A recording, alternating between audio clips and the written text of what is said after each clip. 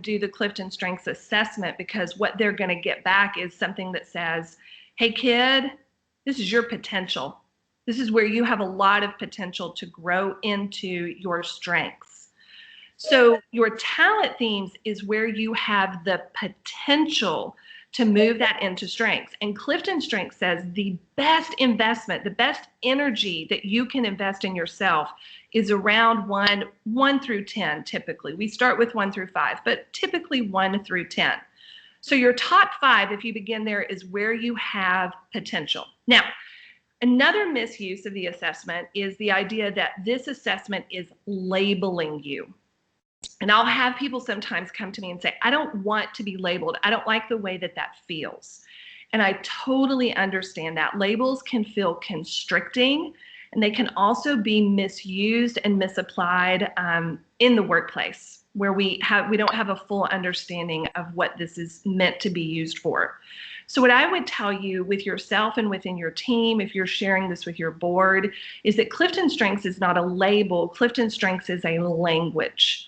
And it is through the language you can get a better understanding of what it is that you have to offer, whatever table it is that you sit at. So those of you that really resist the urge of being labeled, I acknowledge you.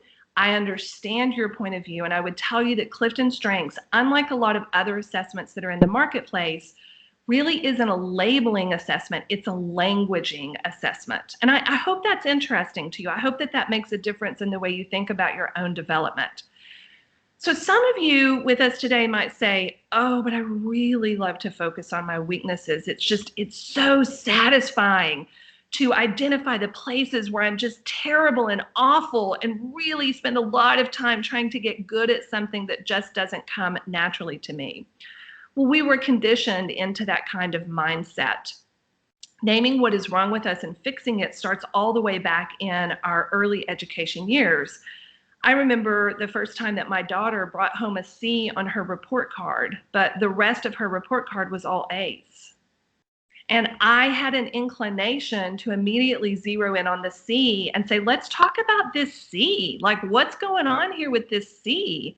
But instead, I remembered, okay, hold on a minute. You do this for a living, so practice what you teach. And I said, oh my gosh, Madeline, like this is a really great report card. Look at all these A's that you have. And so we focused on what was right instead of what was wrong. So for those of you that are really in love with focusing on your weaknesses, I see you, I acknowledge you, I understand you. And if you have the full report, I'm going to give you a homework assignment. So for those of you that have the Clifton Strengths Assessment 1 through 34 report, your homework assignment is to go draw a line around your bottom strengths. For me, it starts at 26 through 34. And outside of it, you're going to write, bless and release. I'm just going to bless and release on this. These are not where I should be spending my time and my energy. I'm going to do a bless and release. The best investment that you can make in yourself is by focusing on your signature strengths, not your weaknesses. And we can certainly talk offline about that more if you want to dig into it a little bit deeper. But before we move on, let's be reminded of what Gallup knows. Your dominant themes is the things that are at the top of your report. That's where your potential lies. They give you power. They separate you from the crowd. You lead with them. So when you look at your dominant talents, this is where you have the most potential to experience near perfect performance. And that, as leaders, is the best investment that we can make in ourselves and in our team as well. So when we look at the combination of our talents and the investment that we make to develop them into strengths, it helps us to understand where we should be putting our energy. And it is in our talents, moving them into the strength zone and using them with intention. Okay, so those are just a few of the things, right?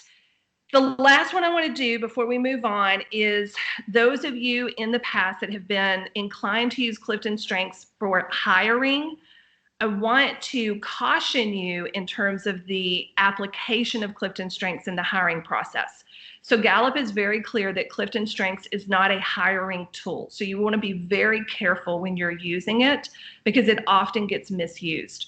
We started working with a new client back in September, doing not only strengths training is throughout the organization, but we're doing strengths coaching with their executive team. And I was coaching their chief operating officer. I learned on the second coaching call that he had been using Clifton Strengths to disqualify people if they didn't have achiever or responsibility in their top 5. That is a misuse of Clifton Strengths. It is a gross misuse of Clifton Strengths.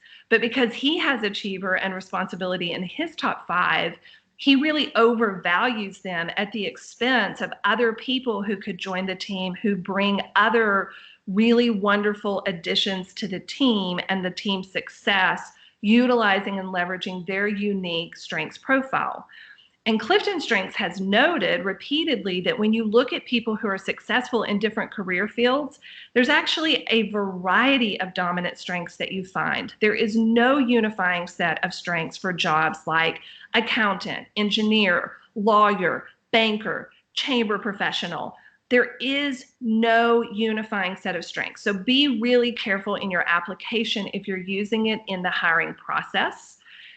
And those are the 5 we'll cover together today. There's certainly more, and we could spend more time looking at them, but I want to get into how you can use it. So let's very quickly build a quick business case around why Clifton Strengths matters. As leaders, we've got 131 leaders on this call. As leaders, you have so many different paths that you can forge to determine how you want to lead. And the business case I want to build today as I get to spend this time with you is that the best path you can take starts with strengths. That I believe that fundamentally. I am a certified TRACOM social styles coach. I use 6 to 7 assessments in our leadership portfolio build, depending on the client that we're working with. And we always start with strengths. And on the following slide, you'll see just a few reasons why. Now, I'm going to give you a moment to take in and absorb this next slide. And as we do, I want to address, I've seen in the chat a couple of people asking, specifically Rebecca. Yes, I will give you at the end of our time together how you can request the slides later. So it will be made available to you. Okay, a couple of reasons that you want to start with strengths is number one, we know with more than 20 years of data that strengths correlate with engagement scores. So if your organization is following and gathering data, if you just joined us, can you put yourself on mute, please? Not sure. There we go. I think that was it. Thanks so much. So we know that strengths correlates with engagement scores. In fact, when people are able to focus on their strengths, they are 3 times more likely to report that they have an overall excellent quality of life, and they are 6 times more likely to be engaged on the job. When they use their strengths early in life, so starting at 15 to 23 years old, you can actually follow them into their professional lives and find that they have higher income levels 26 years later.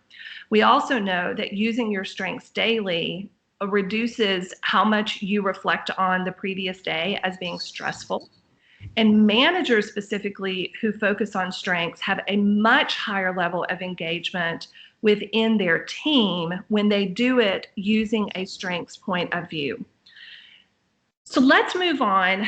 That's a short, like 90-second business case around how you can use strengths. And this is where we're going to talk about how do I put it into play? So if I want to take this path, and if I want to use strengths to grow myself and my team and my organization, how can I use it to find purpose, power, and potential in this year, 2021? We are 21 days into 2021, by the way. Okay, back in December, I asked this question. So those of you that are with us today that are a part of Frank Kinney's group, Chamber of Commerce Professionals, I just dropped in and said, hey, tell me about those of you that are leading with a strengths mindset. I'm always interested in learning how leaders in your industry are using their strengths, particularly during times of great change and disruption like 2020. And you'll notice we had 105 comments. So there were a lot of people who love strengths. Hey, Michelle, I'm going to answer it really quick. WOO is the only acronym in our talent themes. It stands for winning others over.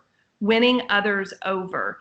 I like people to remember it as I am persuasive and very friendly. Friendly plus persuasion equals WOO. You are so welcome.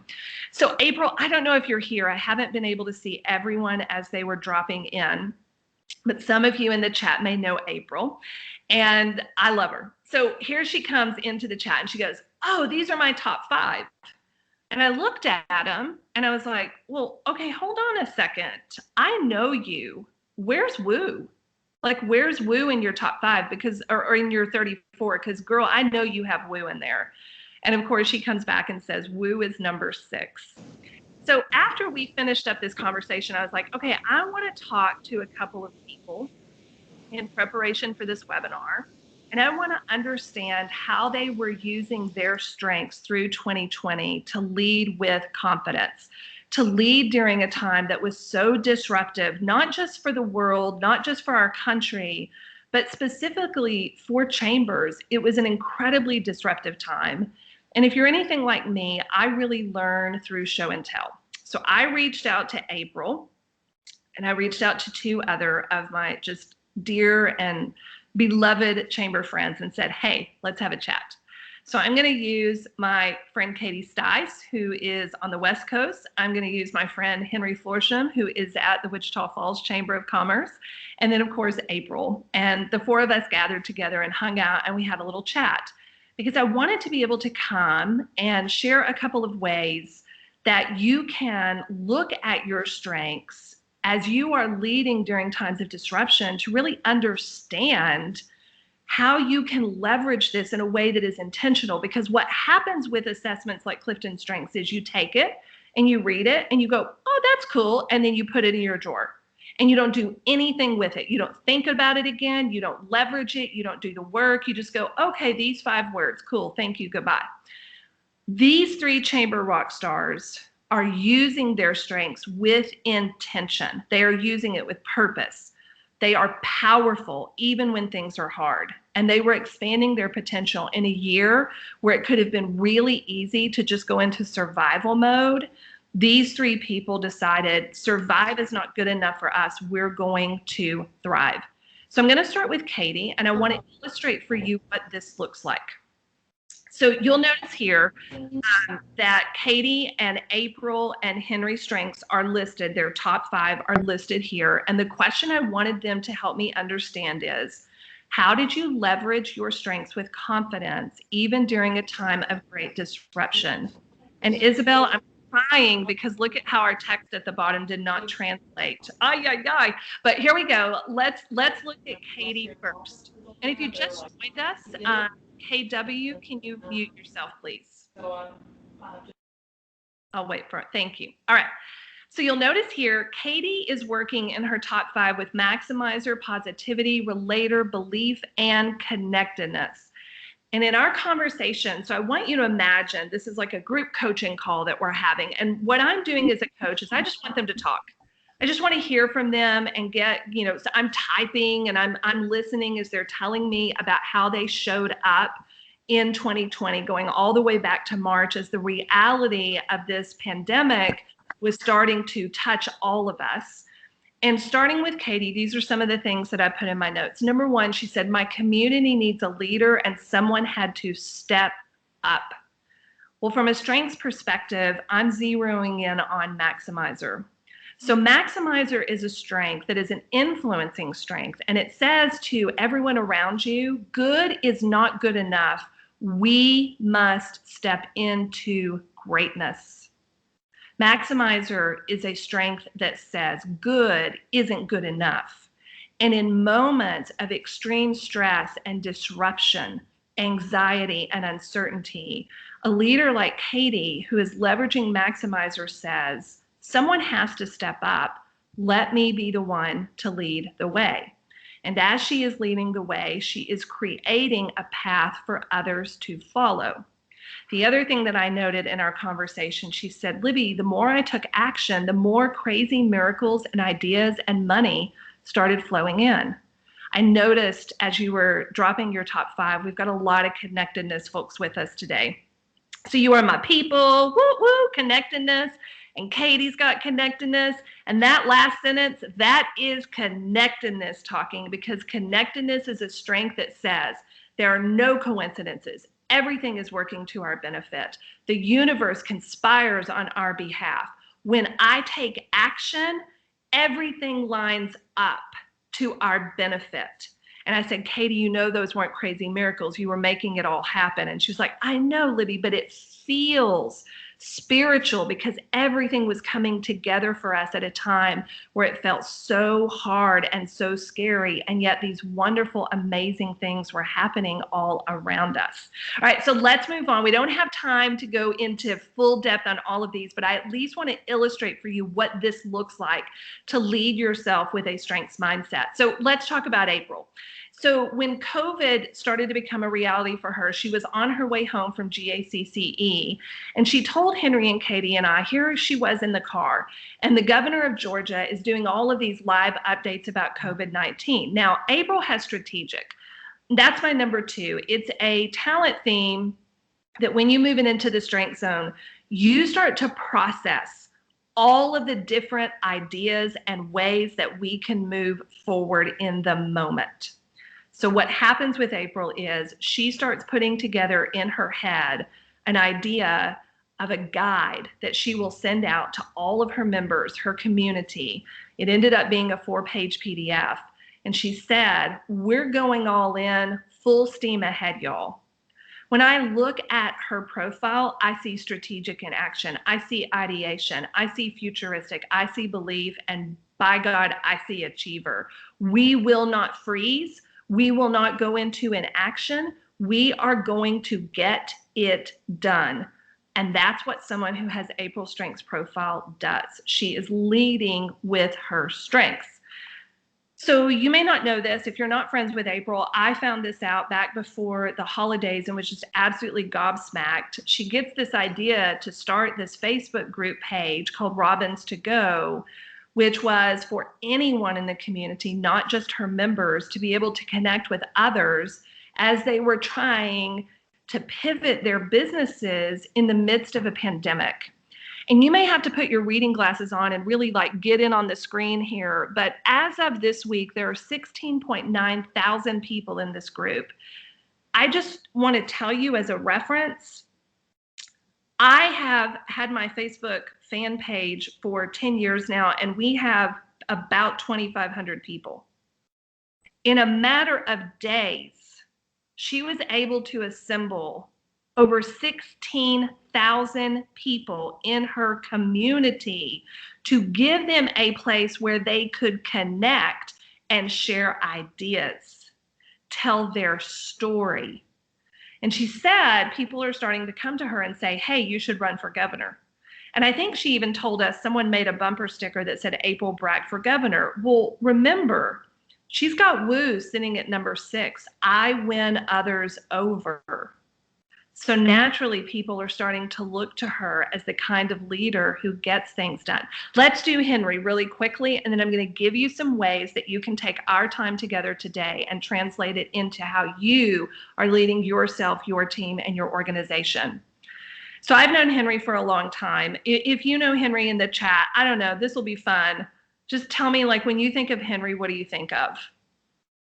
Just if you know him well.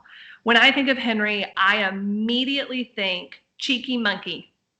That's my immediate reference for him, cheeky monkey. He is funny, he is smart, he is quick on the draw, he is a go-getter, he gets things done, but he is a cheeky monkey. So we saved him for last. Hi, Christina.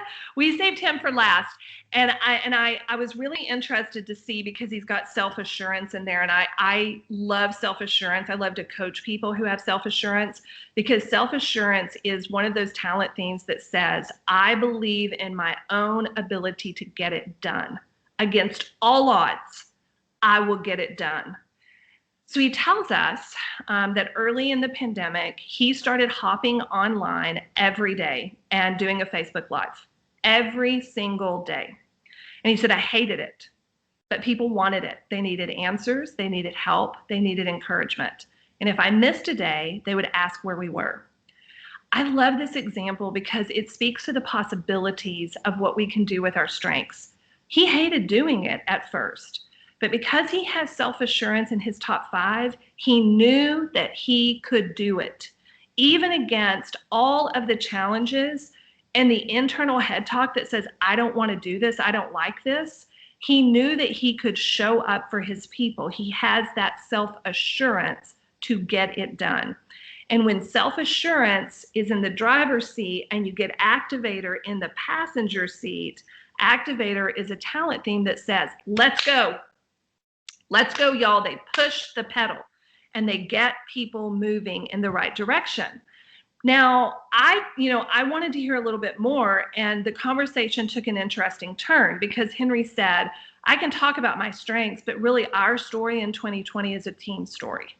So their entire team has taken the assessment. They use it in their development. They use it in their weekly team conversations.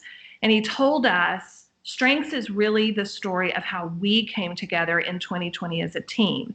And I believe fundamentally that the reason that they were able to do that and get to that point quickly is because they're all operating from the same point of view, and that's a strengths mindset. So that show and tell helps you to understand the methodology through which I teach. And as you're thinking about ways that you can utilize what you hear today, I want to give you just a very simple way that you can put this into context for yourself. And it is what I call the 3 Ps. So the first is purpose. You need to sit down with your assessment and ask, what's my purpose right now as a leader? And then how do I use my strengths with intention to fuel that purpose? The second question is, what can I do every day to feel authentically powerful, even when things are hard and challenging and scary, like 2020 was for many of us? And then last but not least, how do I use my strengths to extend my potential in ways that I never even thought were possible?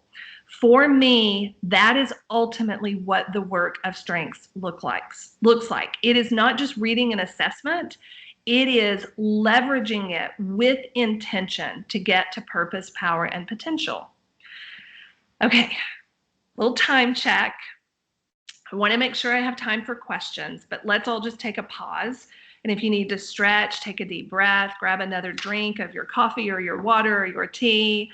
And the last thing I want to do with you before we go into the Q&A is I want to give you homework, because I can't not give homework. As a former professor, I got to give you something to work on when we leave here today that will help you to really put those 3 Ps into play.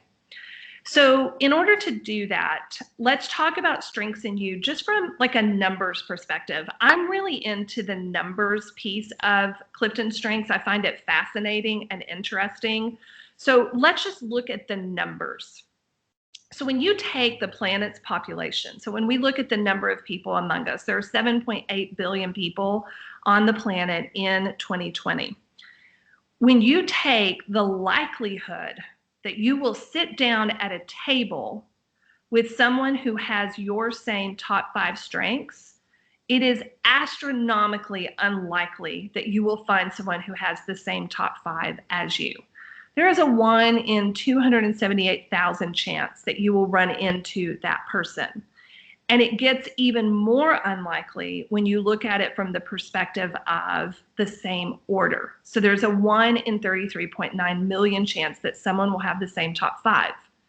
From a leadership point of view, then, what that says to me is that your strengths are your superpower. So in terms of how you position yourself in your organization, in your community, in your industry, it is your strengths that is the strongest argument around what makes you the person that should be at the table. Because no one else at the table is going to bring the same package, the same offer that you bring to the table. Now, for those of you that are interested, this is just for fun really quickly, and you can give this a Google and find it on your own as well. But someone might be interested in knowing the frequency of talent themes universally. So the top talent themes is achiever, responsibility, learner, relator, and strategic. So those are the top 5. And then when you look down at the bottom 5 are, starting at the bottom, command, self-assurance, significance, discipline, and context. So if you have one of those in the bottom 5 or even the bottom 10, you absolutely want to learn how to leverage that one, because it is very unlikely that someone at the table will have that one from a statistical point of view. So go back to Henry as an example. He's probably not sitting at a table with anyone who has self-assurance. It's unlikely statistically. So he would want to lead with that, because he can offer that to the team and to the organization and to his community, and no one else is going to be able to bring that unique strength to the table. So with that in mind, knowing that your strengths are your superpower, what does it look like to do the work? Well, you may have noticed earlier, I included a snapshot of my top 34, not just the 1 through 5. So as a side note, I will not coach anyone who doesn't have their 1 through 34 report. The top 5 report is problematic, and I'll tell you why. What's number 6? So if April had not known her 1 through 34, and she didn't know that number 6 was woo, it would have left a gaping hole in answering how she does her job so well, because her top 5 do not indicate how she influences so well. It's her number 6. She influences with woo. And knowing that helps her to be a more well-rounded leader. Let me tell you why else it's problematic. It is also problematic because when you don't have the full 1 through 34, you make guesses about what you think it is. So my business partner, who I work on in a initiative that we have this year called the C Factor, for years, she only had the 1 through 5. And she assumed that empathy was number 6. When she got the full report, it was like number 25. She was like, oh crap. Okay, empathy's not number 6. And she had been making up in her head what she thought it was because she wanted it to be number 6. It's not number 6. She doesn't lead with empathy. So having the benefit of the full report gives you a snapshot of your full signature strengths. You draw your line, and most people draw their signature line at number 10. So for me, 1 through 10 is my signature strengths. If you know me very well and you've seen me speak at events, and if you've had me at Institute, and if you've seen me on the stage, you would look at 1 through 5 and go, gosh, where is communication? Like, I would assume someone who is a speaker has communication in their signature. I do, it's number 9. But if I didn't have the full report, I wouldn't know it. And let me tell you the other reason you need the full report. When I go to my bless and release list and I'm looking for a team member like my executive assistant, I want to see if she has anything in the 26 to 34, because that's going to make us a stronger team. And guess what? My executive assistant is an executor like no one you've ever met. She gets things done. Well, when you look at my bottom 26 through 34, you would go, ooh, that girl, she struggles with executing. I don't have an executing theme until I get to number 13. So on paper, I struggle with executing. So as I'm building my team, I want us to be well-rounded. I don't want to go out and find my carbon copy. I want to find someone who will be strong where I am not strong.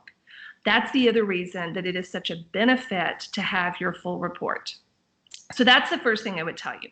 The second thing that I want you to do is to just start gathering evidence. And you can ask other people to also bring you evidence. So in the strength languaging around this, they use the methodology easy, enjoy, and excellent product. And I add excited. So how do you know that something is a strength for you? Well, it comes easy to you. You enjoy doing it. You get really excited when you have the chance to do it, and you put out an excellent product. When you see those things in play in your day, you can answer the question that you have moved that talent theme into your strength zone. You are leveraging that strength. It comes easy to you. You enjoy doing it. You get excited when you get to do it, and you put out an excellent product. And then the third thing that I want you to do, so these are your homework assignments, and I will be following up with every single one of you in a week to see if you got your homework done.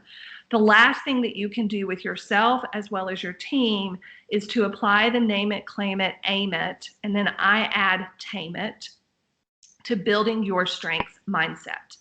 Naming it is just the first step. Naming it is the report in your hand. I have language. If you say to me, Libby, what are your strengths? I will share with you my signature. But then you have to claim it. And claiming it is the process by which you say, this is my strength. I claim it. I take ownership of this strength. When you do those two things, you can point them in the right direction. You can aim them with intention. Now, during times of great stress, disruption, and uncertainty, we sometimes also have to tame one of our strengths. So we have to pull back on, we have to dial down a strength because it is not working for us, it is working against us. In the strength languaging, we call this taking it from the balcony into the basement. So our strengths, when we are not in a high level of self-awareness, they can work against us. And if you will indulge me for a minute, can I give you an example of what that looked like for me in 2020? I'm actually going to do it whether you indulge me or not. I really want to illustrate this for you because I suspect with the people who are joining us, you probably had some bumps and bruises along the way of 2020. Understanding how your strengths can work for you or against you is part of this process of becoming a very intentional and confident leader. So I lead with input a lot. Input is a strength that says, I gather and I curate. I gather and I curate. So I'm constantly gathering and I'm curating, and then I'm taking what I gather and I'm moving it out into the world for the people who want to work with us.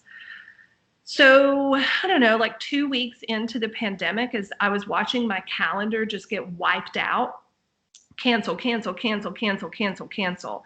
And I was going into like anxiety around, oh my gosh, like how am I going to pay the bills? And I'm worried and I'm, have this stress. And I started having middle of the night, 3 a.m., stand up straight out of my bed, panic attacks.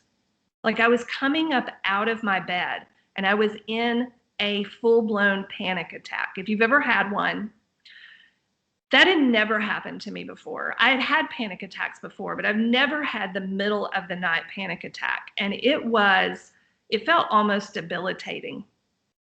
So I thought, wow, this is information that my body is sending to my brain that something's wrong, but I wasn't quite sure like what's going on that's causing this. Of course, COVID, pandemic, etc. A few days later, I'm sitting on the couch in my living room watching the news, and my daughter Trinity walks through. My girls were with me during the pandemic, and Trinity walks through and says, "What are you doing?" And I said, "Oh, I'm watching the news. I'm getting updates on the pandemic." She said, "Why?" And I was like, "Because there's a pandemic, Trinity. Like, this is important." And she said, "But you don't watch the news on TV." She said, "Turn it off." And I wanted to argue with her. I was like, yeah, the rules are off, Trinity. We're in a pandemic. Of course I'm going to watch the news because we're in a pandemic. She's like, turn it off.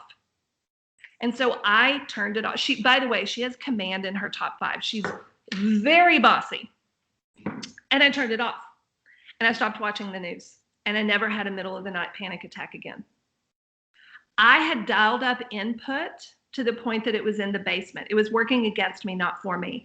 I was gathering and taking in so much information that it was debilitating me. And I'm noticing in the chat, if anyone else wants to, Christina, yours is empathy, how to tame it, right? That one can also be very debilitating. So it is learning and understanding when our strengths work for us and work against us. And it is through this process that you can begin to build a strengths mindset when you learn how to aim it and when you need to tame it. That's your homework. That is what I want you to do with intention. Now, in a moment, we're going to move into a Q&A. So if you have a question, go ahead and put it in the chat. And in a moment, Andrew's going to join me again, and we'll just spend a few minutes. We'll have a jam session with each other, and we'll just hang out for a few minutes. For those of you that are curious and want more, you can get today's slides. You can email me, and I'll give you my email address in a moment, and you can get the handout for this, okay? If you want our opt-in, which is our freebie, which goes into way more detail on Clifton Strengths, go to our website and just opt in, and the freebie will land in your inbox, and you can dig even deeper if you want to. We can also bring this webinar to your chamber, your team, your board, if you want to do this with your people. So it's there, it's available for you. And then if you want to go a step further, so if you're like, I love this and I want it and I want to do more, I want to dig in deeper to this year we will be hosting every month a Clifton Strengths workshop, which is how do you build a strengths mindset.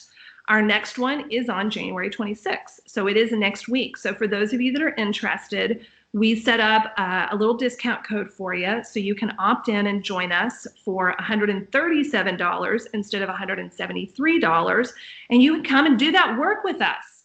And if you want to add on a coaching session for our January 26th, we are doing a freebie. So if you buy a coaching session, you get a spot in our workshop for free. You can go to our website at bravocc.com, just click on the shop tab, and I would love to have you come and hang out with us and do this work. This is amazing team building too, at a very affordable cost versus what we charge to come and do this for a private internal workshop. You can come to me and do this work as well. So let's do some Q&A. I am noticing a couple of things in the chat. Andrew, you want to come hang out and let's just, we'll tag team each other and talk through some of the questions that we may have. Of course, yeah. Thank you for doing this, Libby. I really appreciate this. I know I learned a lot from the name it, claim it, aim it, and tame it. That really helps me learn a little bit more about myself and how to utilize these Clifton strengths. Oh, good. We are going to drop your website and email in the chat right now for anyone that wants to reach out to you, learn more about their strengths, or wants to reach out and receive the slides from you. Anyone that has any questions for Libby, please drop them in the chat right now and we can start this Q&A up. I noticed as we're waiting for others to add to, someone says, how do I take the assessment? Katie Dotery. So really the easiest way is just to go into Google and put Gallup Clifton Strengths and just go straight to their website. For those of you that just want to know the pricing around it, the full 34 report is $49.99. If you want to do this with your entire team, reach out to me and I can get you a bulk discount on the profile. So as a Clifton Strengths coach, I can actually get the profile for you and your team for $40. So if you're interested, just email me, right? Just email me after this and we can talk more about it, but that's how you can get it. Libby, I saw a question earlier. Someone was talking about, different results if they take this multiple times. Can you speak about, if you advise taking it more than once, or if you take it, every couple of years, how that might change? This is such a controversial topic, and if you hang out in any of the Clifton Strengths groups, like on Facebook, you have two camps of people. So Gallup is taking a very strong position on this. Gallup's position is your first profile is your best profile, and there's no need to retake it. All right, so that's the Gallup position. I put a little asterisk, Andrew, in my answer because when you go through a big change or disruption in your life, I will sometimes recommend you to go and take the assessment. Now, where it gets complicated is most people the first time around just take the 1 through 5 profile. When they take it again, they may get different results, not knowing that what is happening in most cases is that their top 10 is just reshuffling. Just a reshuffle of your signature strengths. So some people will say, God, my strengths totally changed. No, they didn't. If you didn't have your full report from the beginning, you really cannot extrapolate that from that. You would have to have the full report every time. I'm currently coaching an executive who went through a really tough divorce in 2019. And we made the decision at the end of the year to have him retake his Clifton Strengths Assessment. And it was fascinating because a couple of things moved up into his top 5. And we feel like just through the coaching process that some of that is the result of this big life disruption that he experienced. So I don't know if that's a really like strong answer on the yes or the no side. It's a yes, maybe, or no, maybe, or no, but. That's why you want to work with a coach to help you really work through that. Does it make sense for me to take it again? Okay, thanks very much. Brianna typed in the chat that she had taken the assessment maybe 8 years ago, but never purchased the full report. Do you think she'd still be able to receive that, or would you advise her taking it again? As long as you have access to the original email that you used to take that assessment, Brianna, you can get it. If you don't have access to that email, you'll need to retake it. And Tracy asked, well, first she stated that she loves the quote, bless and release philosophy. How do we get past the need to fill gaps in our performance or our own expectations that result from those bottom 5 to 10 strengths? Some of it begins simply with undoing your mindset around the idea that I should fixate on my weaknesses. It's so interesting because when people get that full report, there's a strong proclivity among people to go immediately to number 34. It's so deeply ingrained in us to fixate on what needs to be fixed in quotes, versus letting go of that idea and building a new mindset around the best energy that I can invest is around my signature strengths. So the first thing I would tell you is to work with a coach. So through the coaching relationship and those conversations, we can start to identify mindset challenges that are sort of holding you back and you're bumping up against, and they're limiting you from fully moving into that purpose, power, and potential space, which we all want to lead from there. But we all have junk, we have baggage, we have challenges, we have history. And so we want to unpack that. So to answer that question, the first thing that I would do is start with some mindset conversations with a coach. I noticed one, Andrew, our workshop does not include the cost of the assessment. And then I also see one from Carrie Rice on, does the assessment and personal coaching for one person, not just a team? So when you go to our website, Carrie, and you want to come to the workshop, that's $137 per person. So if you had 10 people on your team, you would buy 10 spots. So like $1,700 for the whole team, which is a steal, by the way. And then on the coaching piece, if you buy coaching, that's for a one-to-one coaching session. If you're interested and you want to do some teamwork, you'll need to message me and we can talk about how to make that happen.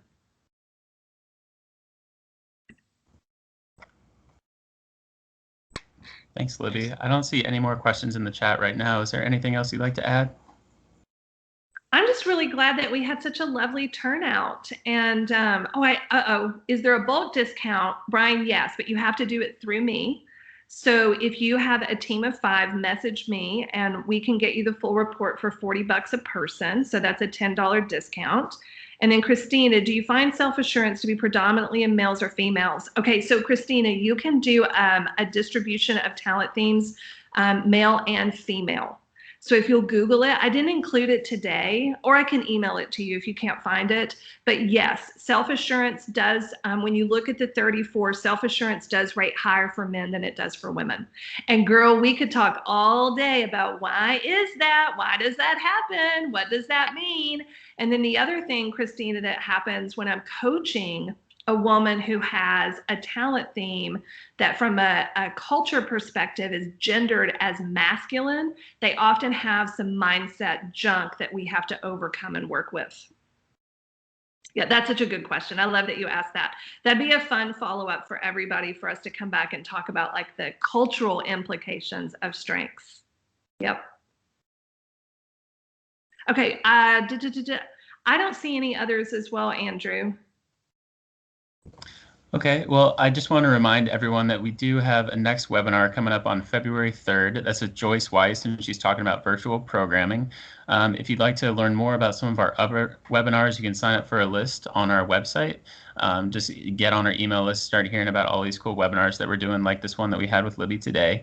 We're also going to be introducing our fundraising option for challenge coins, a really neat coin that we have that we're going to start selling as a fundraising option in February as well. So be sure to sign up and to hear more about that. I was really pleased with the turnout we had today, Libby. I just want to thank everyone for joining. There was a lot of interaction, a lot of communication, and thank you for spending your time with us and really sharing all about these Clifton Strengths and how people can get more about it. Thanks so much for having me. I hope everyone has an amazing 2021 because we all earned it. So let's have a great, great, great year. And I hope that our paths cross soon in person so I can give you a hug.